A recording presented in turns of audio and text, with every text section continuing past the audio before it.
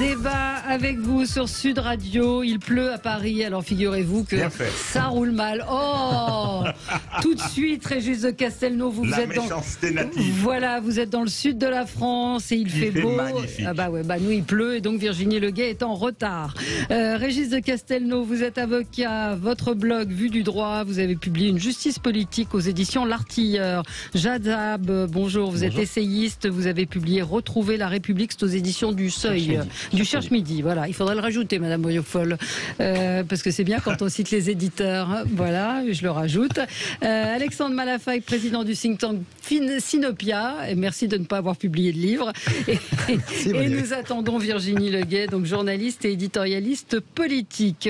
Je vous avoue qu'on a eu un petit peu de mal ce matin à trouver des sujets. On traite un petit peu tout. Voilà, les loyers, on l'a fait. L'augmentation des prix aussi. Alors bon, on va parler toujours de cette catastrophe dans nos services publics, hôpitaux, éducation nationale qui peine à recruter. Thierry Solaire qui renonce, la France insoumise qui investit une infirmière qui avait insulté la police. Toujours cette question de l'exemplarité des candidats qui est quand même au cœur de ces élections législatives. Et puis peut-être aussi de la nomination du nouveau gouvernement qui prend plus de temps et visiblement la Haute Autorité pour la transparence de la vie publique enquête à chaque fois qu'il y a des nominations et ce retard pourrait être dû à ces vérifications. Donc gouvernement, pourquoi autant de temps? Et puis que pensez-vous du départ de Damien Abad? La matinale vous posait la question important ou non événement. Vous avez été nombreux à répondre que c'était un non-événement. Mais bref, on en parlera avec vous. Commençons avec vos coups de cœur, vos coups de gueule. Alors Régis, on commence avec vous, Régis de Castelnau. Alors j'ai un coup de cœur. Oui. C'est pas souvent. Hein, non. Donc... Bah oui, on va en profiter. J'ai failli avoir un coup de gueule parce qu'hier j'écoutais l'émission et on revenait sur les histoires. Et ben on va en reparler d'ailleurs de casiers judiciaires vierges pour pouvoir se présenter, etc. Bon, non. J'ai un coup de cœur. Je suis tombé sur une application qui s'appelle Glyph. Je crois que c'est comme ça qu'il faut le prononcer. G-L-2-E-P-H, qui est une petite application qui permet d'organiser sa bibliothèque. Hein, donc on scanne les codes barres ou bien on rentre et ensuite on met ça sur des étagères dédiées et tout sur son téléphone ou sur sa tablette. Mais c'est aussi un réseau social. C'est aussi un réseau social, donc vous avez des correspondants, vous décidez de suivre tel ou tel, on peut débattre des livres qu'on lit, conseiller celui-ci, etc. Et c'est assez... Moi, je m'amuse beaucoup, hein, je vous cache pas, bon lecteur. Ouais. Hein, et depuis le temps, vu mon âge, j'ai une bibliothèque qui est considérable. Hein, il faudrait que j'ai une autre maison pour mettre autour de cette bibliothèque, d'ailleurs, parce que ça prend une place folle. Mais peu importe. Mais il faut quand même aller scanner les livres, donc il faut... Oui, non mais c'est rien. Non, attendez, vous sortez vos bouquins, vous scannez, hop, immédiatement. Alors attention, vous avez toutes les informations sur le bouquin, enfin qui arrivent, puisque il faut être branché sur Internet. Non, c'est très très simple. Hein. Moi, je m'amuse beaucoup. Hein. Bon, vous me direz si vous avez les miens. Voilà, est-ce que vous avez celui de Jadab ou celui d'Alexandre Malafaille? Moi j'en ai plusieurs. Non, pas encore, mais justement. Alors, je vais vous donner un conseil de lecture que j'ai donné précédemment dans le coup de cœur des libraires et qui va vous passionner. C'est un livre qui s'appelle Le Maître et l'Assassin de Sophie Bonnet et ça concerne votre éminent confrère décédé, Maître Metzner, qui est mort sur l'île du Boédic en Bretagne. Et donc, c'est cette relation toxique qu'il a eue avec un jeune gigolo manipulateur. Le livre est passionnant, fascinant. Vous rentrez dedans, vous ne pouvez pas le lâcher. C'est chez Robert Laffont. C'est une enquête redoutable et remarquable. Et puis, vous allez voir la face sombre de l'humain, à la fois chez ce jeune homme mythomane, assassin, jamais condamné, mais qui est accusé d'avoir tué le patron de la Warner Australie, empoisonné de nombreux amants à lui, et puis des questions qu'elle pose dans ce livre. Vraiment, j'ai adoré. C'est rare que je vous... Non, elle remet en cause l'hypothèse du suicide. Enfin, c'est même pas une hypothèse. Non, elle remet pas en cause, mais il y a quand même des questions qui peuvent se poser sur le mode opératoire du jeune homme qui faisait ingurgiter un certain nombre de... Il n'était pas sur place, mais il y a des questions quand même sur... mais on découvre que Maître Metzner, brillant avocat, était toxicomane, cocaïnomane, alcoolique, partouzeur. C'est un portrait assez dur, hein. Comme Richard Descoings, le patron de Sciences Po, qui, quand il est décédé dans des circonstances abracadabrantes, a fait l'objet de révélations extraordinaires. Ah oui. Non, les révélations, elles viendront après dans le livre de Raphaël Baquet, mais d'éloges extraordinaires. Je me rappelle même Nicolas Sarkozy, alors que tout le monde savait, y compris la dimension financière, parce que, je veux dire, Sciences Po était devenu, je veux dire, un lieu de corruption aussi. Donc voilà, non, mais je pense qu'effectivement, le pauvre Metzner était quelqu'un qui était, je pense, je l'ai peu fréquenté, hein, mais qui était quelqu'un d'assez malheureux, en fait. Oui, très. C'est ce qui ressort. Quelqu'un de malheureux qui se trouvait très laid, qui n'a d'ailleurs jamais eu de relation sexuelle avec ce gigolo. Enfin, c'est vraiment un livre que je vous conseille. Donc, l'application Glyph, G-L-E-P-H, que vous nous avez conseillé, qui est une application gratuite française qui fonctionne comme un réseau social pour ceux qui aiment la lecture, pour vous aider à classer vos livres. Et puis ce livre, Le Maître et l'Assassin de Sophie Bonnet, qui est paru chez Robert Laffont. Virginie vient d'arriver. Je disais qu'il pleuvait à Paris, c'est toujours compliqué. Devinez-le dans les embouteillages de Paris. Merci Madame Hidalgo. Cette ville est un enfer. Voilà. Et c'est pas fini. Et c'est pas fini. Ce n'est que le début. Voilà. Et donc c'était le coup de gueule de Virginie. Je vous saute dessus dès que vous arrivez, mais c'est en rapport avec votre retard. Voilà, oui, je voulais m'élever, m'agacer contre la énième proposition de Madame Hidalgo. Je pensais que son score à la présidentielle l'aurait un peu calmé. Je rappelle qu'elle a fait très peu de voix à Paris, mais pas du tout. Elle a de nouveau plein de projets. Elle avait même le projet d'abattre des arbres au Champ de Mars. Finalement, je crois qu'elle n'a pas pu le faire. Et maintenant, elle a le projet de rendre le périphérique vert. Je rappelle que le périphérique est utilisé essentiellement par des gens qui vont de banlieue en banlieue, que ce ne sont pas les Parisiens qui utilisent majoritairement le périphérique. Bien sûr. Et que c'est une décision totalement absurde, une de plus. Il y a déjà une ceinture verte qui existe dans Paris, au cas où elle l'ignorerait, qui est l'ancienne ceinture où circulait... la petite ceinture, Oui, voilà, ce qu'on appelle la petite ceinture. Le périphérique sert à des millions et des millions de personnes. Il existe depuis 50 ans. Alors certes, on peut toujours penser que un jour ou l'autre, il faudra carrément empêcher les voitures de rentrer dans Paris.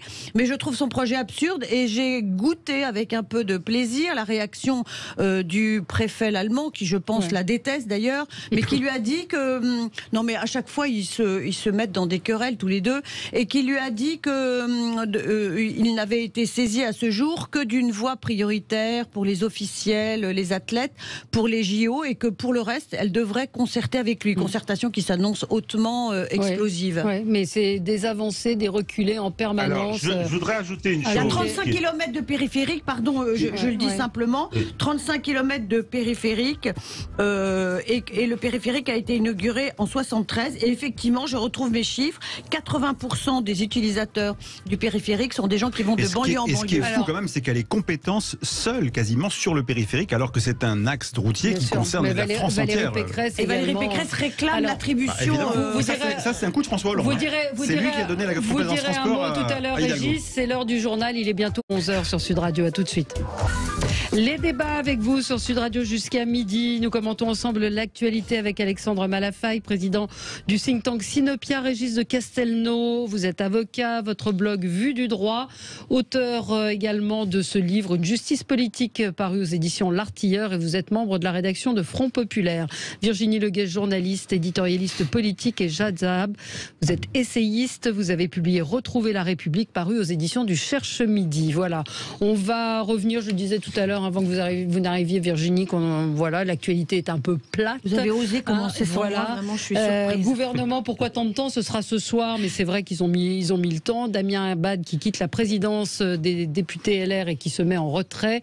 évidemment certainement en attente d'une nomination au gouvernement. Ensuite, l'exemplarité, je trouve que c'est un sujet intéressant. Oui. On voit que Thierry Solère a renoncé, ce n'est pas neutre à se présenter dans les Hauts-de-Seine. Et puis toujours cette pénurie dans les services publics, hôpitaux, éducation nationale. C'était le Figaro qui nous montrait qu'en Île-de-France, il n'y aurait pas assez de profs pour assurer les cours, les classes, que ce soit au primaire ou au secondaire. On pourra y revenir. On continue notre tour de table. Vous vouliez dire un mot, Régis, peut-être sur... Juste, mais vraiment, une seconde. Depuis votre confinement choisi. Voilà. Absolument. Juste concernant Anne Hidalgo, sur beaucoup de ses projets, il y a également les Champs-Élysées, etc. Il y a pas mal de choses qu'elle prend en charge ou sur lesquelles elle essaye de créer du fait accompli. Elle n'a pas les compétences juridiques. Et deuxièmement, elle n'a pas l'argent. Ouais. Enfin, si les règles de toutes les collectivités françaises... Jamais Paris n'a été aussi endetté. Elle serait en tutelle. Oui. Elle a une faveur qui lui a été donnée par Hollande, une fois de plus, qui fait qu'elle a le droit... Elle a le droit de fonctionner en dehors des règles. C'est-à-dire que ces dépenses de fonctionnement qui ne peuvent jamais être abondées par l'emprunt, elle a le droit. Mmh. Oui, avec cette particularité en fait qu'elle emprunte, si je veux dire, enfin elle se fait payer 50 ans d'avance de loyer par les bailleurs sociaux. C'est dingue. Pour se faire de la trésorerie, et c'est validé par Bercy, et l'année dernière à nouveau Bercy a validé le dispositif à hauteur de 500 millions d'euros. Donc il y a quand même une complaisance à ce niveau-là, au niveau de l'État et de la mairie de Paris, qui n'est pas claire. Ils nourrissent le monstre qui va les dévorer. On parle, voilà, c'est une transition peut-être pas très heureuse néanmoins, mais on va parler famine avec vous, Jad Zahab. C'est votre coup de gueule. Oui, notamment parce que le The Economist, ce quotidien britannique, a fait une que je trouve assez poignante. Il a 3 grains de blé avec des têtes de mort dessus pour annoncer la catastrophe alimentaire dans le monde. C'est 276 millions de personnes qui seraient menacées. Alors, il y a le conflit ukrainien qui, évidemment, a renforcé cette situation déjà causée par la sécheresse et le dérèglement climatique. Il y a plusieurs solutions, plusieurs pistes qui sont évoquées par les Nations Unies, notamment. La première d'entre elles, ce serait que l'Ukraine puisse de nouveau exporter. Alors, ça semble très compliqué et je l'ai découvert en lisant un article de vos confrères du Monde. 22 millions de tonnes de céréales sont actuellement stockées en Ukraine et ne peuvent tout simplement pas être exportées parce que chacun connaît la situation. Et risque de pourrir. Exactement. Et d'autant qu'on ne pourra pas refaire des semis pour les prochaines saisons. Donc, ça risque de durer. Et ce qui me marque, c'est qu'on est en 2022 et que la faim est de nouveau une arme politique.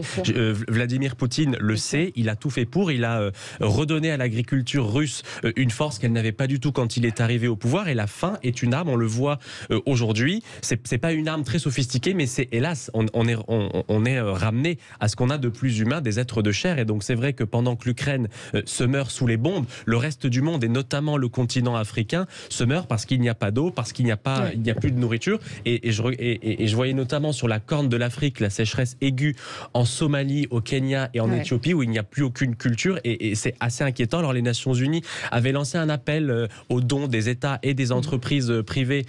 Il manquait à peu près 475 millions de dollars. Ils n'ont récolté que 6% des fonds nécessaires. Alors vous trouverez sans doute mon parallèle peut-être exagéré, mais quand on voit qu'Elon Musk, ce milliardaire, était prêt à dépenser 44 milliards de dollars pour racheter Twitter et qu'on voit que là il manque un demi-milliard de dollars et qu'on a du mal à les avoir, ça pose question. On peut aussi parler des dirigeants africains qui ont une énorme responsabilité. Qui ont aussi piqué dans les caisses. Quand on voit les biens mal acquis à Paris avec des immeubles avenue Foch, une richesse qui ont pillé leur peuple, ils ont une énorme responsabilité sur l'état de l'Afrique. Complètement. Et donc on voit en 10 secondes, en conclusion, on a eu la pandémie, la famine, le réchauffement climatique. Alors je ne veux pas porter malheur, mais il y a cette variole du singe dont on ne connaît rien qui se développe à nouveau. Je pense qu'il est temps maintenant de changer de modèle. Alors vous trouverez sans doute mes propos très naïfs, mais là nous sommes ici dans une forme de confort et il ne s'agit pas de nous autoflageller. Mais voilà, il y a aujourd'hui des gens qui meurent de faim dans le monde et je crois que c'est Mais pardon, cette question assez naïve, est-ce que l'Inde, en décidant de ne plus exporter, n'a pas pris une décision très sage pour sa propre population? Aussi, mais c'est une décision historique. Exactement. Quand vous dites changer de modèle, modèle. Là, c'est un changement de modèle. Tout à fait. Je suis entièrement d'accord avec vous et je trouve qu'on a des débats en France très franco-français, la NUPS, l'écologie, 2 ministres, 3 ministres. Ouais. Voilà, à l'échelle mondiale, il faut aussi qu'on regarde la situation telle qu'elle est.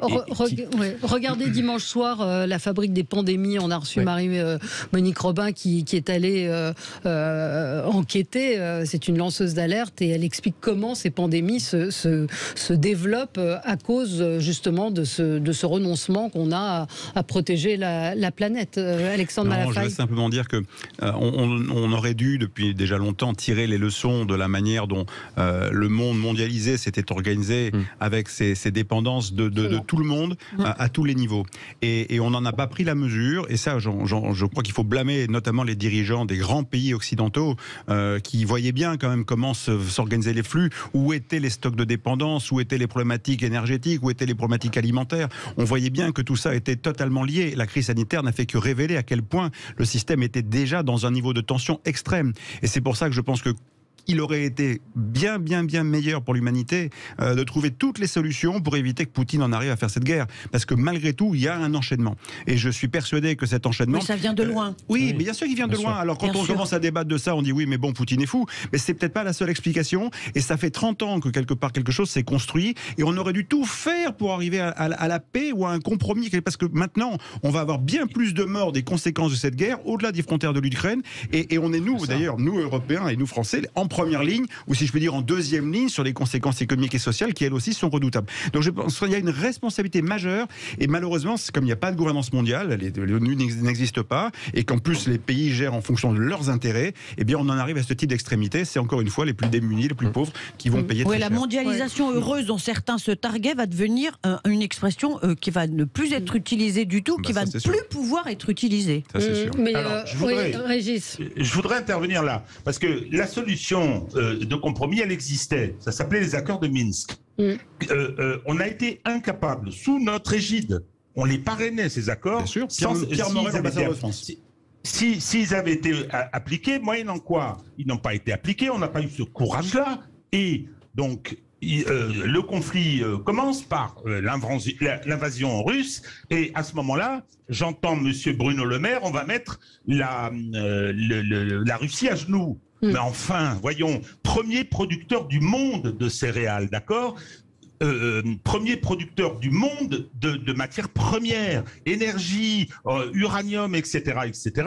Enfin, voyons, il faut être un petit peu sérieux. Alors, c'est vrai qu'ils n'ont pas vu venir. Vous avez eu tout un tas de rodomontades. On a Madame von der Leyen qui fait la tournée pour qu'il y ait des embargos qui vont, je veux dire, être catastrophiques pour l'Europe et pour leur propre pays. Il serait temps qu'on se réveille. Sur les réserves ukrainiennes, c'est exact. L'Ukraine est le 7e producteur du monde de céréales. Mais le premier, qui effectivement, faut pas trop lui en demander, va se servir de ça, va dire je vous le vends mais en roubles, etc. Enfin, je veux dire, on a été d'une inconséquence et récemment encore, je reviens sur Bruno Le Maire, c'est grotesque, enfin voyons. C'est votre chouchou du jour, hein. Il sera aux affaires étrangères, ça va être bien, non ? Il y avait quand même un... Bon, on sait pas. Non, on n'en sait rien, vous n'en savez rien. Il y a des listes qui circulent, voilà, vous faites courir des rumeurs, il y a des listes qui circulent qui me paraissent assez fantaisistes parfois. Pas vraiment vraisemblables, mais bon, on verra, c'est ce soir. Je pense que les Français ont d'autres préoccupations pour l'instant et on verra effectivement ce que ça va donner. Votre coup de cœur, Alexandre Malafaille? Un vrai coup de cœur en fait pour les Afghanes, ces femmes afghanes qui ont décidé de résister à ce réenfermement dans l'obscurité de l'intégrisme religieux avec ce refus de porter le voile intégral, de porter la burqa. Elles le font au détriment de leur sécurité personnelle, sans doute de sanctions plus ou moins violentes, voire menaces de leur vie. Je trouve ça admirable. Je trouve ça d'autant plus admirable qu'on en parle très peu, alors qu'on on est sorti d'une polémique de 5 ou 6 jours sur le Burkini. Tout ça, il y a des anachronismes qui pourraient faire sourire s'ils ne prêtaient pas à pleurer. Et alors, ce qui est assez intéressant à observer quand on prend un peu de recul sur ces questions-là, c'est qu'en fait, ce qui se passe en Afghanistan, est vraiment, en fait, même un mouvement de revers par rapport aux pays les plus engagés dans la religion islamique. J'ai eu la chance cette dernière d'être à Riyad, en Arabie Saoudite, et c'est vrai qu'ils ont engagé un vrai changement de fond sur la manière dont, on va dire, les uns et les autres vivent. Et c'est vrai qu'aujourd'hui, les femmes à Riyad, elles peuvent s'habiller j'allais pas dire comme elles veulent, elles ont toujours des abayas, mais elles n'ont plus l'obligation d'avoir les têtes couvertes, elles peuvent conduire. Si elles veulent porter une abaya rouge, blanche, verte, n'importe, elles le font, il n'y a plus de contrôle de ce côté-là. C'est le début du début. Mais ce sont des signaux qui viennent et qui montrent que finalement, voilà, ce type d'enfermement et de privation des libertés n'est pas lié à l'islam, mais à des interprétations totalement intégristes de l'islam. Et je trouve que quand ça vient du pays qui détient les lieux saints et qui est un peu le pays fondateur de l'islam, c'est encourageant de la même manière que cette résistance qu'il faut saluer, parce que voilà, s'il n'y a pas un peu de résistance et de soutien à ces résistances... Mais cette résistance, elle dit exactement le contraire de ce que veut nous faire croire notre classe politique française, Éric Piolle en tête, qui nous dit il faut que chacun soit libre de porter à la piscine la burqa. Mais pardon, moi je pose une seule question, c'est entraîner les femmes qui ne veulent pas porter la burqa ou qui n'auraient pas pensé à la porter quand elles vont à la piscine, à se dire ah mais moi si je vais à la piscine sans la burqa, est-ce que je suis pas montrée du doigt, stigmatisée, et est-ce que ça ne pousse pas toutes les femmes musulmanes à porter la burqa? C'est-à-dire que c'est le contraire même de ce que sont en train de réclamer et de clamer ces femmes musulmanes. Non mais ces femmes afghanes, on est en plein délire d'enfants gâtés. Oui, en même temps, on devrait consacrer une énergie très relative à ces questions-là, parce que ça reste ultra marginal. Vous prenez l'exemple de Rennes. Comment vous expliquez que ça prenne comme ça dans le débat public? Enfin, ça a été adopté à une courte majorité, mais à la majorité du Conseil municipal. Non, mais dans le débat public, c'est la question. Je vais dire deux choses. Un, j'aurais bien aimé assister aux 3 heures de débat pour voir un peu quels sont les arguments de fond posés par les uns et par les autres. Voilà. Ensuite, il y a eu apparemment une expérience similaire qui existe depuis 5 ans, je crois, à Rennes. Et apparemment, on en a dénombré une dizaine. Voilà, donc sur toutes ces dernières années. Donc, je veux dire, le problème est non, parce qu'en fait, en France, et alors c'est intéressant, ce que disaient les Saoudiens avec qui j'ai pu discuter la semaine dernière, on dit vous voyez la France comment? Et j'en ai vu quand même quelques-uns. Et ils m'ont dit mais la France, vous êtes un pays islamophobe. Voilà, et Gérald Darmanin, c'est l'extrême droite.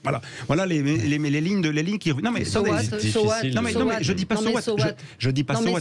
Je dis simplement que c'est vrai qu'on a une tendance à faire des débats. Mais vous savez que l'islamophobie est un concept qui a été inventé de toutes pièces justement pour. Enfin, c'est ahurissant. Évidemment, n'est pas du tout un pays islamophobe. Ça contredit tout ce que vous dites. C'est une contre-vérité absolue. Je vous parle de la perception. Je vous dis pas dit que c'est ce qu'on était. Je vous parle de la perception qui est la nôtre.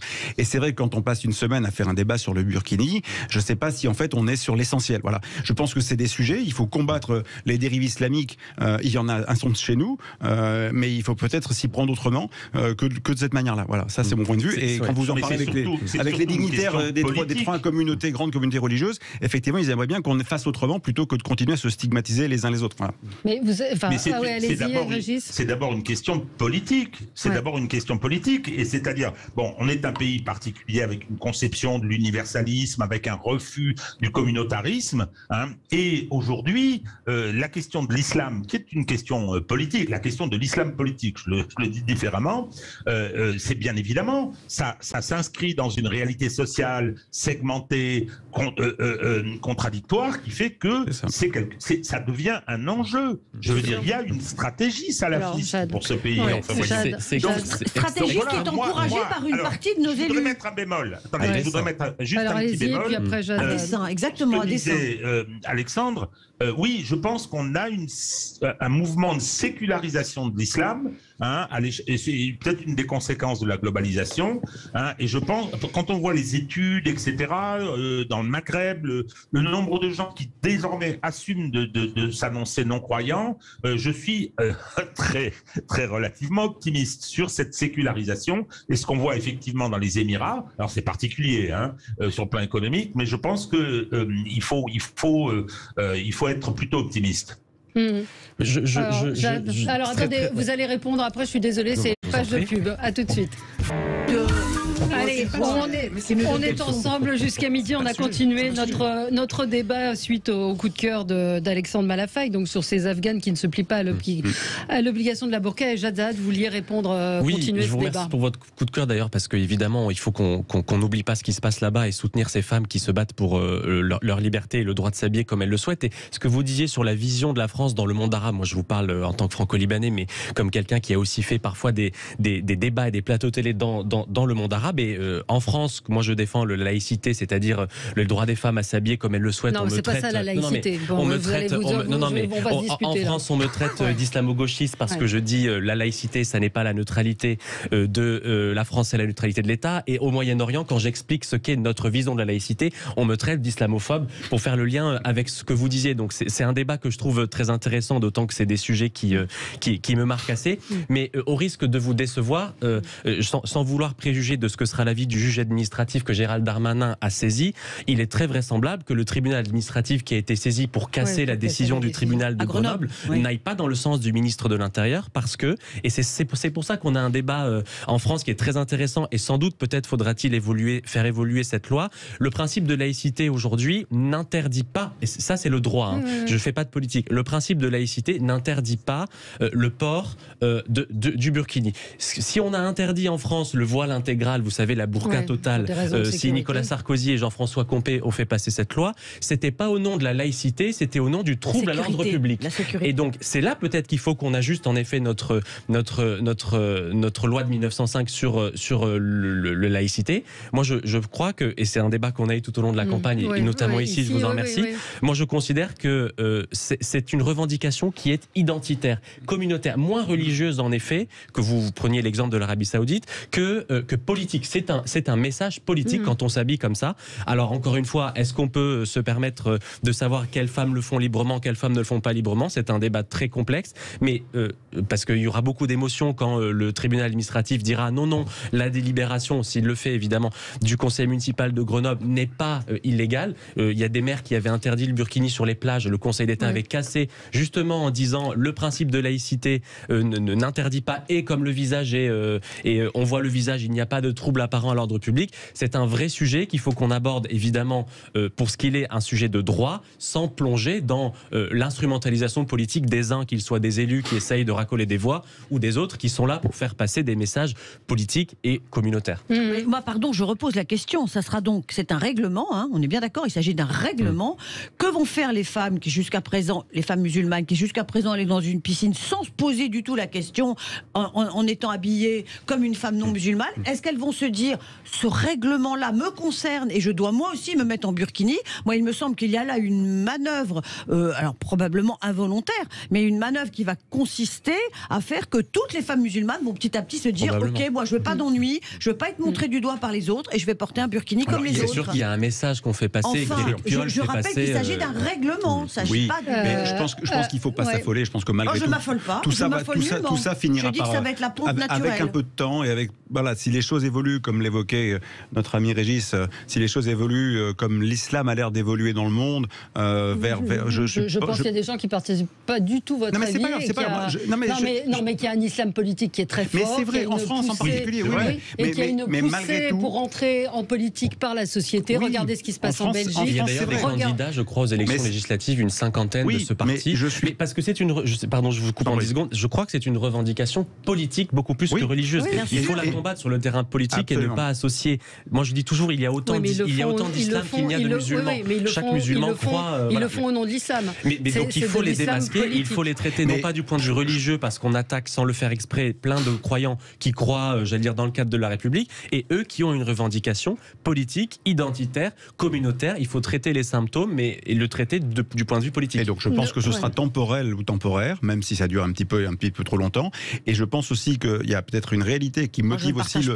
Je suis d'accord, mais je l'entends parfaitement. Mais juste pour terminer, c'est qu'il y a aussi une réalité qu'il faut prendre en considération, c'est que malheureusement, comme on n'a pas bien fait respecter la loi française partout, et qu'il y a en effet quelques quartiers qui posent vraiment problème, ou quelques comportements qui posent problème, où vous avez effectivement, sans doute effectivement des femmes qui sont soumises. On l'avait dit, même ici avant une trentaine, je me souviens avec une représentante de la communauté musulmane qui disait, mais si les femmes ne sont pas voilées, elles ne peuvent pas sortir de chez elles. Voilà, c'est le moyen pour sortir. Et donc c'est peut-être aussi pour certaines d'entre elles... tout le monde, toutes les femmes. Oui, mais peut-être que pour certaines d'entre elles, c'est le moyen aussi pour aller à la piscine sans quoi elles n'y vont pas. Donc, il faut prendre tout ça. Si vous trouvez que c'est un progrès, vous, pardon. Mais peut-être que c'est mieux qu'elles puissent sortir de chez elles. C'est compliqué. Après, on va vous dire qu'on ne peut pas envoyer les enfants à l'école parce qu'on leur parle de sciences naturelles, parce qu'il y a de la chanson, parce que... Où est-ce que ça s'arrête?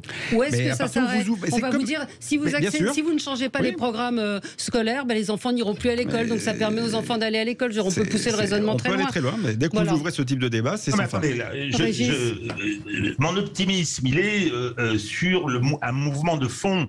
Tout ça va prendre du temps. Hein. C'est une forme de sécularisation que l'on ressent. Attention, hein, c'est pas tout d'un coup. Bon, deuxièmement, c'est une question politique. Troisièmement, la loi de 1905, effectivement, il y a eu un incident la semaine dernière, je crois. Hein, il y a des élèves qui ont refusé dans un cours qu'on leur fasse écouter de la musique pendant le ramadan. Alors, non, l'école, justement, est un espace de neutralité absolue. Exactement. Et c'est pour ça que moi, je refuse qu'on change, qu'on permette de pas faire d'examen. Regardez en Belgique, pardonnez-moi, vous dites que l'école est un lieu de neutralité absolue, mais combien d'incidents de ce genre, les professeurs le disent eux-mêmes, j'ai pas terminé, combien d'incidents de ce genre sont tus par les professeurs et sont tus par les responsables d'établissement et se produisent, j'allais dire, à l'année? Combien y en a-t-il? Là, vous en parlez d'un, mais il y en a des centaines de protestations d'élèves qui sortent de la table, d'élèves qui... Rappelez-vous, alors je ne vais pas à chaque fois la rappeler, mais il faut quand même qu'on l'ait bien en mémoire. L'affaire Samuel Paty, elle vient de ça, elle vient d'un incident créé dans sa classe pour un professeur qui ne faisait qu'appliquer son programme. Et regardez ce que ça a donné. Ce professeur-là n'a même pas été défendu par sa hiérarchie. Il faut quand même replacer les choses dans leur contexte. Du coup, les professeurs se taisent et supportent ces incidents à répétition qui ont lieu tout au long de l'année dans certaines classes et dans certains établissements. Ce matin, le maire RN de Fréjus interdit le burkini dans les piscines, dans les piscines et sur les plages de sa commune. Donc il y aura vraisemblablement là aussi une plainte. Et puis mon coup de gueule rapide qui venait dans la suite de ce que vous disiez, c'est-à-dire que les talibans aujourd'hui, c'est dans le Figaro ce matin, demandent que les présentatrices télé couvrent leur visage. Elles vont devoir présenter les journaux si elles en ont encore le droit, de couvrir le visage des femmes partout. Les chaînes de télé ont jusqu'au 21 mai pour faire appliquer cette recommandation. Donc c'est vrai qu'on nous avait parlé de talibans modérés. Oui, je ne sais pas qui les a crus, mais en tout cas cette information est absolument glaçante. Allez, on se retrouve dans un instant. Oui. Et George Bush qui a confondu l'Irak et l'Ukraine. Allez, à tout de suite.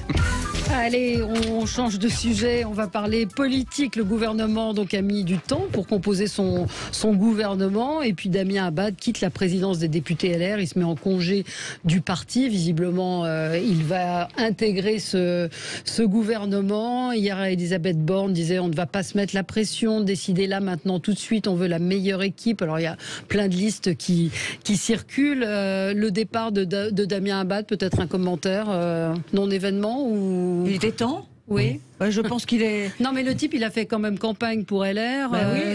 Il était président... Depuis combien de temps LR lui dit ne joue pas double jeu, attention à ce que tu fais? Je pense qu'il a attendu l'extrême limite et probablement peut-être une assurance de Madame Borne pour être bien sûr qu'il pouvait abandonner ses fonctions. Je trouve que la méthode est franchement pas très élégante, parce que ça fait quand même des semaines qu'au sein de LR, tout le monde sait ce qui est en train de se préparer et lui demandait de clarifier cette situation. Il attend la dernière limite. C'est assez cynique, parce que d'ailleurs on lui avait donné 48 heures et il avait demandé 48 heures de plus en se disant peut-être que d'ici 48 heures le gouvernement sera nommé. Voilà, et je trouve ça assez cynique. Après, s'il avait envie de partir, tant mieux pour lui, mais depuis 5 ans il a été un opposant, le premier des opposants à l'Assemblée nationale du groupe LR au gouvernement, et je suis pas certain que ça redonne envie aux Françaises et aux Français d'aller voter, parce que la classe politique qui se fait passer ses propres intérêts avant les siens, je dis pas de manière générale, mais là, cet exemple précis, s'il est d'accord avec Emmanuel Macron, tant mieux, mais dans ce cas, on va lui dire, mais vous avez voté contre tous les textes, Bien sûr. Donc je suis pas certain, indépendamment de son destin personnel, qui, je dois l'avouer, m'intéresse assez peu, pour les Françaises et les Français, je suis pas certain que ça redonne envie d'aller vers la chose politique. Est-ce qu'on peut redire qu'il y a eu plus d'abstentionnistes que de gens qui ont voté pour Marine Le Pen, qui est arrivée au second tour de l'élection présidentielle? Est-ce qu'on peut le dire, et est-ce qu'on peut dire à quel point les gens aujourd'hui font sécession de la chose politique et à quel point c'est grave? Ça rejoint le deuxième thème aussi sur l'exemplarité, sur ces politiques qu'on défie. Alexandre Malafaille. Non, mais je rejoins ce qui a été dit. C'est assez édifiant de voir qu'au bout du compte, personne n'a véritablement de colonne vertébrale. Ça, c'est une espèce de bal de théâtre avec des gens qui montent sur scène. Bah oui. C'est quand même en tout cas, non, mais il y a peut-être. On a oublié de le dire, mais c'est le patron des députés LR à l'Assemblée nationale. Je ne dis pas que derrière tout ça, il y a des gens qui ont vraiment envie de servir, qui se disent finalement repasser 5 ans dans l'opposition, alors que j'ai des idées, alors que je peux être utile. Après tout, pourquoi pas? je peux comprendre. Sauf que derrière, ça, c'est difficile à percevoir, parce que bien sûr que pour l'ensemble des gens qui nous écoutent, et même parfois pour nous, on se dit, mais quand même, ils vont à la gamelle, quoi. Ils ont pas envie, ils ont envie de mettre leur nom dans l'histoire, ils ont envie d'avoir des lois qui portent leur nom, ils ont envie d'eux. Voilà, et c'est ça qui est troublant. Et cette espèce de manque d'exemplarité, de dignité, de capacité à rester fidèle à des convictions dans la durée. Alors c'est vrai qu'Emmanuel Macron a bien fait bouger les lignes, parce qu'avec lui en même temps, tout est. On ne sait pas situer Emmanuel Macron sur un plan politique. Plutôt à droite, pardon. Oui, d'accord, mais vous dites ça, mais enfin, on voit son gouvernement depuis des années. Un coup il fait ci, un coup il fait ça. C'est très difficile. Donc en fait, c'est pour ça qu'il y a deux autres blocs qui sont très polarisés, avec des propositions qui sont très dures et très alternatives. Les deux extrêmes. Exactement. Et au milieu, ça ressemble plus à grand chose, quoi. Et ceux qui devraient être un peu les tenants de certaines lignes de fond, ils passent leur temps à faire n'importe quoi au profit de ce qui est apparent sur leur carrière. Ils sont affolés par les scores de leur famille politique et c'est ce qui peut. Régis, moi, on va en même temps fusionner les deux thèmes à bas de l'exemplarité. D'ailleurs, c'est venu. La sécession, Virginie, elle a une raison essentielle. Oui, Régis. Alors, certes, la sécession des élites par le haut, mais c'est l'impuissance des politiques. C'est ça le problème. Aujourd'hui, toutes les mesures préconisées par Mélenchon dans son programme ou par Marine Le Pen ne peuvent pas être réalisées dans le cadre européen. Et les abstentions colossales dans les élections intermédiaires auparavant qui étaient suivis. Les municipales, les régionales, les départementales, exactement. Les gens se disent, mais à quoi bon ? Ça ne sert à rien. Donc c'est cette impuissance, y compris. Alors après, on fait des débats sur est-ce qu'il a fait une violence avec son épouse pour Jérôme Perra, est-ce qu'il a fait ceci, etc.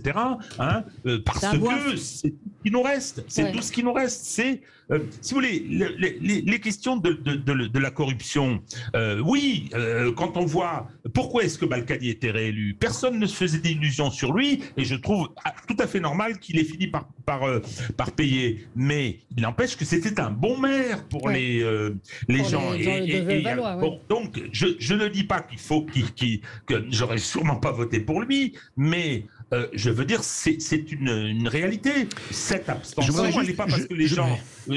c'est facile de dire tous pourris. C'est parce qu'on sait très bien que sa voix ne servira à rien. Voilà, Régis, je voudrais vous reprendre sur un point. Vous avez dit que les programmes des candidats dits extrêmes ne pouvaient pas s'appliquer. Vous n'avez pas tout à fait raison sur 2-3 expériences récentes. Par exemple, quand on nous disait on peut rien faire avec les frontières, on a vu qu'on pouvait faire avec les frontières à l'occasion de la crise sanitaire, et là ça a été peut-être poussé par la crise. Il n'empêche que, et là ils se sont enorgueillis en disant voyez, on pouvait le faire, vous nous disiez qu'on pouvait rien faire. Et encore plus récemment, Marine Le Pen disait que si effectivement elle était présidente, elle sortirait la France du système de régulation tarifaire pour l'électricité, parce que effectivement nous on est pénalisés par ce système-là. C'est ce que viennent d'obtenir, alors sans passer en force, mais ce que viennent d'obtenir l'Espagne et le Portugal pour éviter de pénaliser leur population, parce qu'ils ont une autonomie en termes de production qui fait qu'aujourd'hui ils sont dépendants d'un système qui leur fait payer trop cher, et nous c'est la même chose. Donc en fait quelque part l'histoire valide quand même le fait qu'ils disent beaucoup de bêtises, mais parfois la politique qui reprend ses droits. Elle peut reprendre ses droits. C'est la politique qui reprend ses droits. Mais Régis, vous êtes d'accord que ce qui était raconté comme impossible ne l'était pas, en fait. Mais pourquoi ? Mais c'était comme l'histoire du plan A et du plan B de Mélenchon, ou l'abandon par Marine Le Pen du retrait de l'euro. Tout le monde sait très bien que si ils étaient l'un ou l'autre arrivés au pouvoir, il y aurait eu une bataille politique assez sévère. Ce qui explique pourquoi, d'ailleurs, je pense essentiellement à Marine Le Pen, quand Macron avait dit l'élection présidentielle française, c'est un référendum pour ou contre l'Europe, et que les dirigeants de la Commission européenne s'étaient prononcés pour Emmanuel Macron. Ce que j'avais trouvé personnellement tout à fait invraisemblable. Absolument. Donc oui, non mais vous avez raison, c'est la bataille politique. Mais aujourd'hui, je veux dire, d'abord le niveau de notre classe politique s'est effondré. Enfin, moi j'en ai connu d'autres. Et deuxièmement, le fait qu'on s'attache à des problèmes formels comme ça, etc. Je trouve ça tout à fait normal que Solaire dégage. On va pas faire son palmarès. Très chef d'inculpation, c'est pas tout à fait un problème formel. C'est le baron noir de la droite. Il est déjà condamné. Il a été condamné parce qu'on dit la petite musique dit ça n'a pas été jugé. Dans l'affaire Urvoas, où les rapports de loge franc-maçonne avaient fait que Urvoas, qui a été un bon garde des Sceaux, avait violé le secret pour lui donner des informations sur les procédures qu'il concernait. Il est passé en cour de justice de la République et il a eu une peine symbolique. Oui. Donc, mais c'était pas tenable, je pense, pour le gouvernement, compte tenu de l'affaire Perra, d'un certain nombre Oui. Et c'était le, mais ça, ce sont des questions politiques. Parlons de Tahabouaf aussi. Ce sont des questions politiques. J'ai évoqué son nom tout à l'heure. Et après, il appartient aux électeurs de se décider. Donc voilà, est-ce que les partis doivent présenter ces candidats-là? Comme dirait Stanislas Guérini, l'important c'est le peuple est au-dessus des juges finalement, et c'est le peuple qui tranche et qui choisit ou pas. Le peuple est souverain.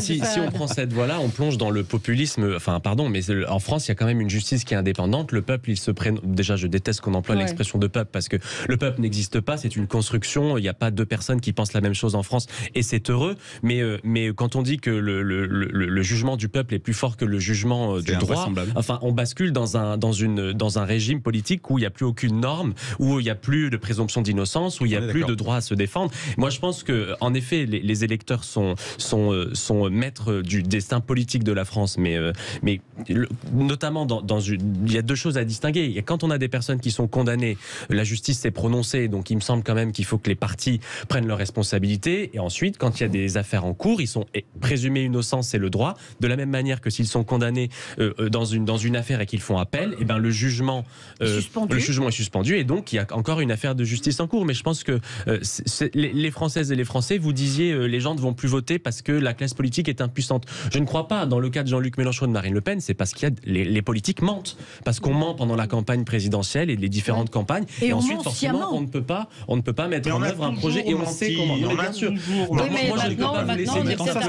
Moi, je ne peux pas vous laisser dire, mais parce que je suis un peu naïf et je revendique cette naïveté, je ne peux pas vous laisser dire que quand on vote, notre voix ne sert à rien. Il faut faire en sorte que les institutions soient plus représentatives, qu'on transforme les modalités de l'action publique, mais il faut inciter les gens à aller voter. Mais vous comprenez qu'il y a... Si je comprends avec vous, les Français ont en mémoire le référendum où les gens ont voté et la décision contraire au référendum a été prise. Et vous comprenez à quoi bon, c'est-à-dire on va voter, mais... Il y a 12-13 millions de gens qui ont voté, je ne sais plus très bien, pour Marine Le Pen. Elle va avoir royalement 10 députés. Je suis entièrement d'accord avec vous. Non, peut-être plus. Quant à la justice, elle est indépendante. Je m'en fiche. Je veux qu'elle soit impartiale. Or, j'ai écrit 600 pages pour faire la démonstration qu'elle était politisée. Bon, deuxièmement, si on fait du droit, moi je veux bien. Quelqu'un qui a été condamné, qu'est-ce que c'est que cette histoire de casier judiciaire vierge pour pouvoir se présenter? Vous commettez une infraction, vous payez votre dette, à la société, vous redevenez citoyen de plein exercice. La question, c'est l'éligibilité. Elle peut vous en être privée par le juge, mais c'est une sanction. Donc, dès lors que vous avez rempli vos obligations vis-à-vis de la société, vous pouvez parfaitement être candidat. Absolument. Après, c'est une question politique. Il appartient au parti d'investir ou pas. Et pour aller dans votre sens, Régis, moi, ce qui me gêne beaucoup dans le cas de Thierry Solaire, c'est pas le fait qu'il ait 13 mises en examen et on verra bien ce que dit la justice, mais c'est qu'il y a quand même un petit peu, comme dit l'autre, il n'y a pas de fumée sans feu, il y a peut-être quand même quelque chose. En tout cas, quoi qu'il arrive, moi, ce qui me gêne vraiment, c'est qu'il soit dans le premier cercle du président de la République. Je veux dire, on ne l'aurait jamais toléré pour aucun chef d'État jusqu'à présent. Et on l'a toléré. On l'a toléré des dizaines de fois. Et là, on le 13, c'est beaucoup. 13, c'est beaucoup. C'est pas 13 mises en examen, c'est 13 chefs d'accusation. Et il est quand même aux premières loges des manœuvres de la droite. Je dis, c'est le baron noir de droite. C'est vraiment, ça me gêne. Voilà, j'ai rien contre lui, mais ça me gêne. C'est une question éthique. Il y a que derrière, c'est pas tellement peut-être qu'il fait très bien le job là aussi. Je porte pas de jugement, mais je veux dire, c'est gênant pour les Français parce que dans la vraie vie, quand vous êtes autant, si je puis dire, poursuivi par la justice, dans votre vie professionnelle, ça vous pose des vraies questions quand même. Enfin, c'est tous azimuts, c'est tout parti confondu qu'il y a des candidats qui sont... Mais peut-être pas à ce moment-là avec ce niveau de proximité, avec le premier dirigeant garant de la Constitution.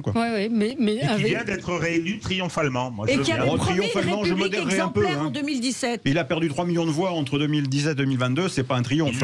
Allez, on marque une petite pause et on continue ce débat tout de suite après.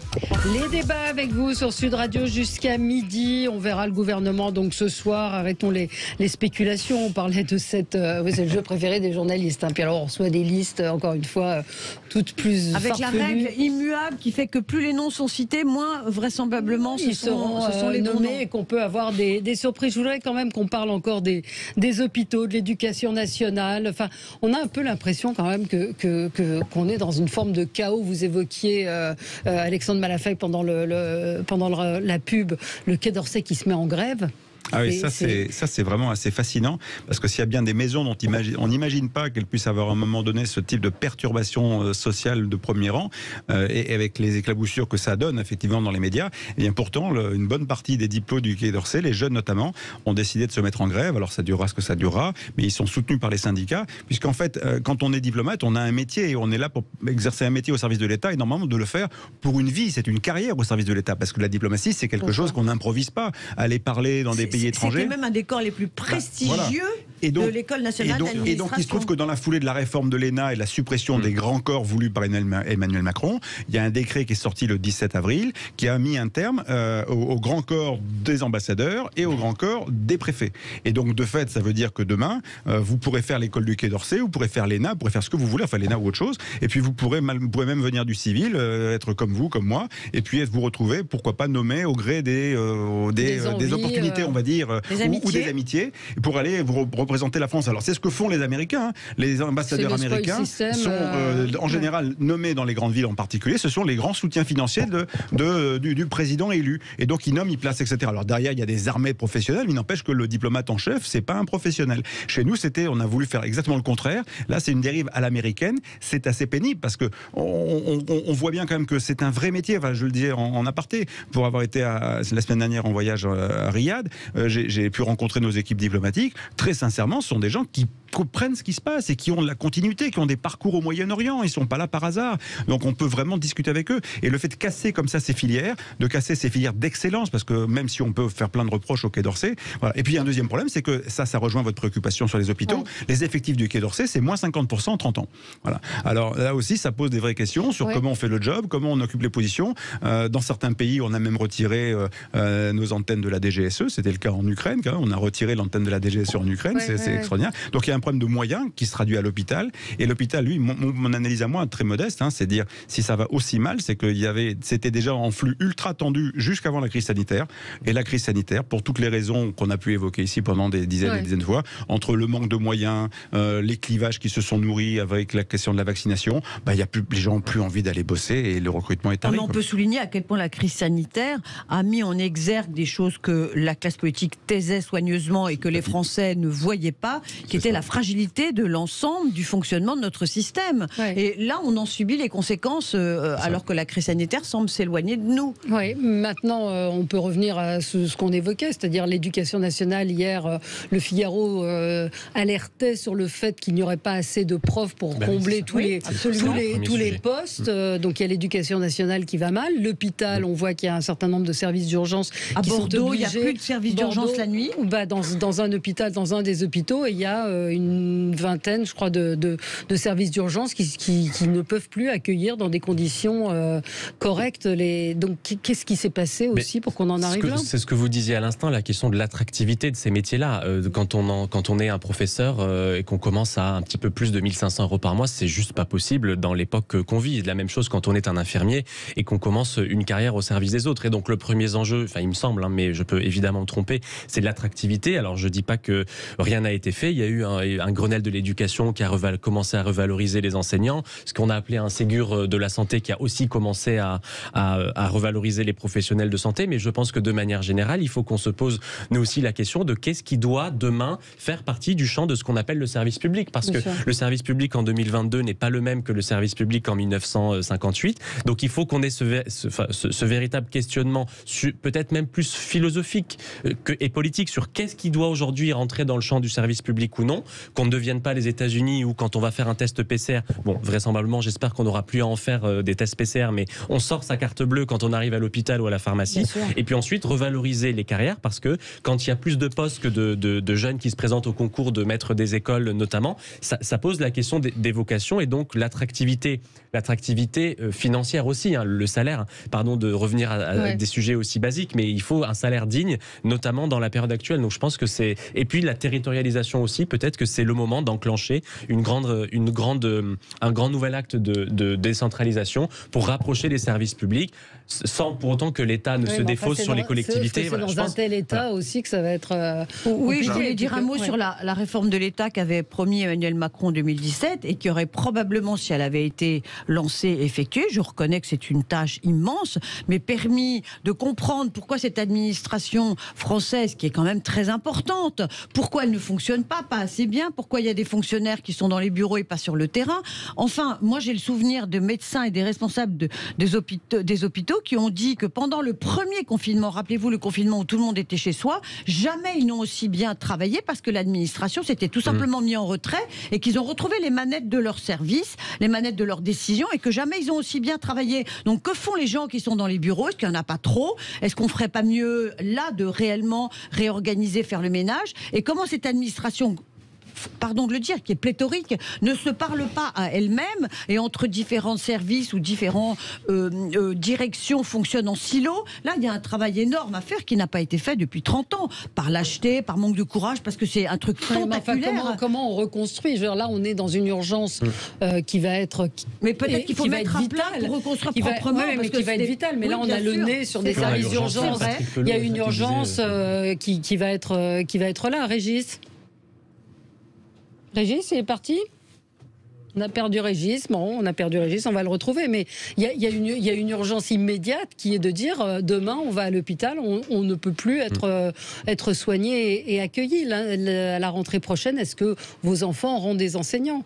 Oui, je crois que c'est Patrick Pelloux qui s'inquiétait déjà cet été en disant avec le fait que ça manque de personnel dans les hôpitaux plus les vacances, parce qu'ils ont, et c'est heureux, droit à des vacances, nos soignants qui sont engagés depuis plus de 2 ans, ça pose véritablement la question de l'attractivité de ces services publics-là. Et oui, c'est vrai, est-ce que nous sommes toutes et tous prêts à renoncer? Par exemple, est-ce qu'on est prêt à payer 1 € de plus la consultation chez le médecin? Est-ce qu'on est prêt à ce que certains médicaments ne soient plus remboursés?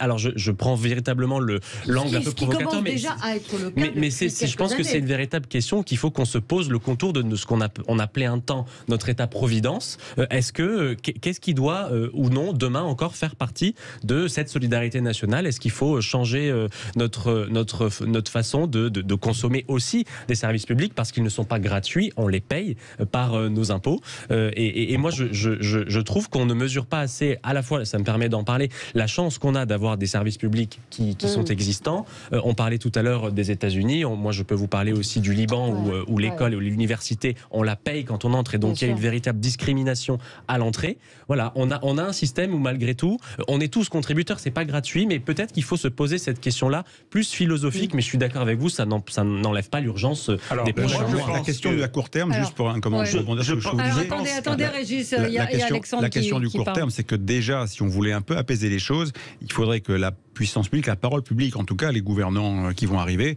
portent des diagnostics lucides et disent aux Français exactement ce qu'il en est, et donc voir comment après chacun peut aussi faire quelque chose qui aide. Voilà. Typiquement, c'est vrai que parfois il y a des gens qui vont aux urgences, ils peuvent faire autrement. Dans certains cas, il y a plein de situations où on voit bien qu'on peut s'organiser autrement. Voilà. Et c'est de contribuer. Mais donc ça suppose qu'il y a une honnêteté de la parole publique qui dit ok, on est dans une situation très dure, on n'en sortira pas autrement qu'avec du temps, mais en attendant, il faut qu'on fasse un effort tous et d'être lucide par rapport à ça. Je pense que ça aiderait à décrisper, parce que sinon, si la rentrée scolaire se passe comme vous l'imaginez, ça va être compliqué. Régis. Alors oui, j'ai eu un petit souci d'internet. Oui, ce que je voulais dire, la question de l'État, c'est pas une question, c'est une question idéologique aujourd'hui. C'est une question idéologique. Le néolibéralisme a une vision de l'État. La France a un État-providence qui lui est propre depuis 1945, on le sait, et il y a une contradiction avec la vision idéologique des néolibéraux concernant l'État. Le scandale McKinsey, qui n'était pas le seul, le bureau d'études, est au cœur de cette problématique. Qui n'est pas la vraiment réforme un scandale, de l'État, effectivement, les néolibéraux considèrent que l'État a une fonction assez simple, qui est celle de garantir la concurrence libre et non faussée. Bon, ça c'est ma première observation. Il y a un problème idéologique sur ce que doit être l'État. Et effectivement, une partie des grandes fonctions, même les fonctions régaliennes de sécurité et de justice, mais de santé, les grands services publics sont aujourd'hui en déshérence et à l'abandon. Ma deuxième observation, c'est juste symbolique. J'ai vu un joli petit diagramme avec des cercles concentriques. où on avait les métiers les plus utiles pour la société et on avait les niveaux de rémunération. C'est exactement l'inverse. Les métiers les plus inutiles sont les mieux payés, les métiers les plus utiles sont les plus mal payés. Vous mettez les footballeurs dans les inutiles ou pas? Non, non, les footballeurs, c'est pas ceux qui gagnent le plus dans le foot business. Donc ils ont des carrières courtes, ce sont de grands artistes en général. Je suis un de leurs spectateurs. Ils gagnent énormément d'argent quand même, Régis. Oui, mais attendez, ils le volent pas. Ils partent en centre de formation très jeunes, ils font beaucoup de sacrifices, ensuite ils font vivre la famille. L'apprenti boulanger aussi, et il gagne pas 50 millions d'euros par an. Il commence parfois à son apprentissage à 14 ans. Non, mais c'est un faux débat, le foot. C'est un faux débat. Moi, si vous voulez qu'on regarde des rémunérations indues, je pense qu'il y aurait... Je viens qu'on fasse un débat là-dessus. On va faire un débat là-dessus. Un débat spécial. Alors, dernières informations qui ont l'air à peu près certaines. Rima Abdul Malak, qui remplacerait Roselyne Bachelot à la culture. Elle est libanaise. Oui, tout à fait, elle est libanaise. Et elle était conseillère culture à l'Élysée. Et puis Olivia Grégoire, qui serait porte-parole du gouvernement. Ça semble être quasi certain. Voilà. À suivre, ce sera ce soir. Soyez patients. Merci à vous. Très bon week-end. Dans un instant, André Berkoff. Bonne journée.